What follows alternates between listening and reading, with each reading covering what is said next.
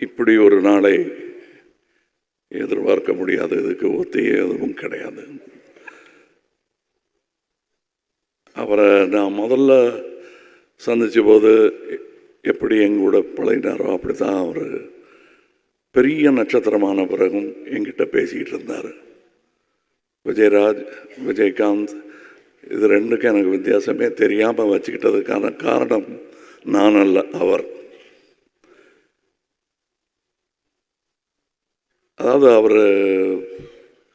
அவரை பற்றி சொல்லணுன்னா அவர் பல விமர்சனங்களை, அவமானங்களை தாங்கி மேலோங்கி வந்தவர்.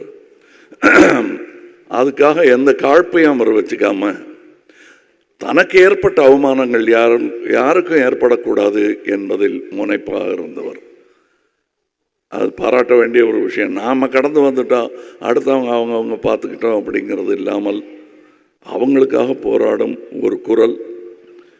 அவர் நட்சத்திரமும் ஆனார் என்பது அவர் உழைப்பில் வந்தது என்றாலும் ஆரம்ப நடிகர்களுக்கு, கடைநிலை நடிகர்களுக்கெல்லாம் அவர் ஒரு குரலாக இருந்தது. அவர்கள் செய்த பாக்கியம். தமிழக அரசியல் வரலாற்றில் பெரிய தலைவர்களுக்கெல்லாம் வரும் கூட்டம் இவருக்காகவும் வந்ததை நான் பார்த்தேன். அதுக்கு அவர் சேர்த்த சொத்து என்னால் அதுதான்.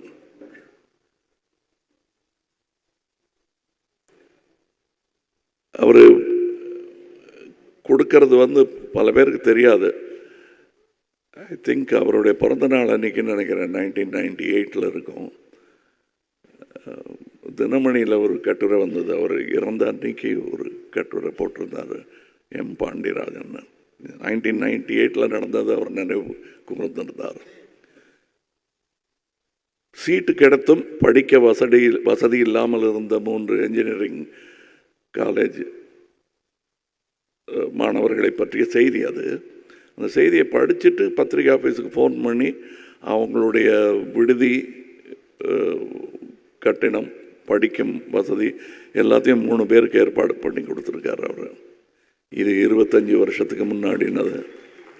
இன்னைக்கு அந்த மாணவர்கள் நடுத்தர வயதை எய்தி குழந்தை குட்டிகளுடன் நன்றாக இருப்பார்கள். அதை அவர்களும் மறக்க மாட்டார்கள். நினைவில் வைத்துக் கொண்டிருந்தவர்கள் யாரும் மறக்கவும் மாட்டார்கள்.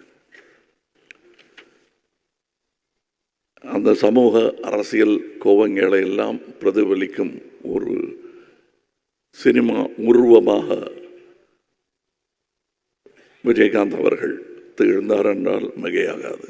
கண்டிப்பாக அது ஒரு எனக்கு அவர்கிட்ட நான் அவருடைய இரங்கல் கூட்டத்தில் அன்னைக்கு அவர் பூதவுடல் அங்கே இருக்கும்போது நான் சொன்னேன், எனக்கு அவர்கள் பிடித்த பல நல்ல குணங்களில் ஒன்று அவருடைய நியாயமான கோபம் என்று. இன்றைக்கும் அவர் ஒரு கிராமத்து ஆள் மாதிரி நாக்கை கடிச்சிக்கிட்டு கோபம் வந்ததுன்னா கேட்டுருவார், கேட்க வேண்டியது. அது எந்த அரங்கமாக இருந்தாலும் அதுக்கு பயப்பட மாட்டார் அவர். அந்த துணிச்சல் பல நேரங்களில் நடிகர் சங்கத்துக்கே உதவியாக இருந்திருக்கிறது.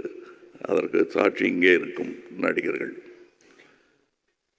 அவர் நடித்த முதல் படம் ஆக்சுவலி அது ஒரு திரைப்பட விழாவுக்கு போக வேண்டிய படம். தூரத்து இடி முழக்கம் போயிற்று. அதிலிருந்து ஒரு கமர்ஷியல் ஹீரோவாக அவர்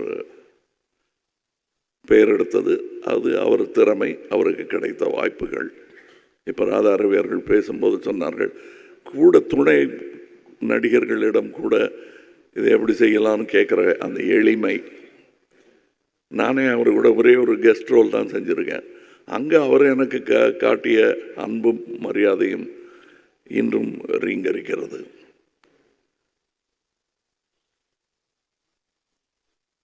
அவருக்கு இருந்த நண்பர்கள் இங்கே கூடியிருக்கிறார்கள். தனக்கு பிடிக்காதவங்களை கூட கூப்பிட்டு பேசிடுவார் அவர். அந்த தைரியம் உண்டு அவருக்கு. அந்த மாதிரியான குணாதிசயங்களை நாம் பிரதிபலிக்கலாம், காப்பி அடிக்கலாம், தப்பு இல்லை. போல் இல்லை என்று சொல்வது வழக்கம். அவர் போல் இருக்க வேண்டும் என்று முயற்சியாவது செய்வோம். வணக்கம். Good bye Vijayakanth. Good bye captain.